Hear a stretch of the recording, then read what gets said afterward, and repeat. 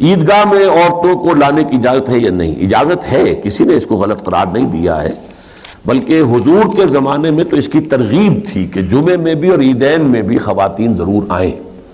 اور اس کی اور عام نمازوں میں بھی کوئی پابندی نہیں تھی، خواتین آتی تھی، ان کی صف پیچھے بن جاتی تھی علیحدہ۔ لیکن عیدین اور جمعے کی خاص بات یہ تھی کہ ان میں چونکہ خطبہ ہوتا ہے، اور خطبہ تعلیم کے لیے، تلقین کے لیے، یہ گویا کہ جس کو آپ کہتے ہیں کہ تعلیم بالغہ کا ایک نظام۔ باقی اس زمانے میں نہ کتابیں تھیں، نہ کیسٹ تھے، نہ آڈیو، نہ ویڈیو، کچھ بھی نہیں تھا، تو گویا کہ ایک ہی ذریعہ تھا لوگوں کو تعلیم پہنچانے کا، اور یہ خطبات تھے، جمعے کے خطبات، عیدین کے خطبات، تو اس کی تاکید تھی۔ اب اس کی وہ ضرورت نہیں ہے، اس لیے کہ ہر شے جو ہے ہمارے پاس لکھی ہوئی بھی ہے، پھر وہی خطبے جو ہیں ان کے کیسٹس بھی مل جاتے ہیں، لیکن یہ کہ پھر بھی ممانعت نہیں ہے ہرگز۔ آپ نے فرمایا کہ خواتین کے لیے خطبہ عید اور جمعہ سننا ضروری نہیں کہ بہت سے اور طریقے ایجاد ہو گئے ہیں، عید نماز میں شرکت ضروری نہیں، تو پھر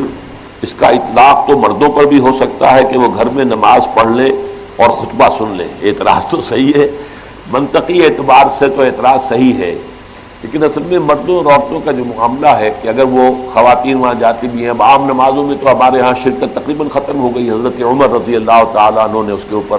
خاصی سختی کے ساتھ اسے بند کیا تھا، لیکن یہ کہ خواتین کے لیے جیسا کہ میں نے عرض کیا ہے،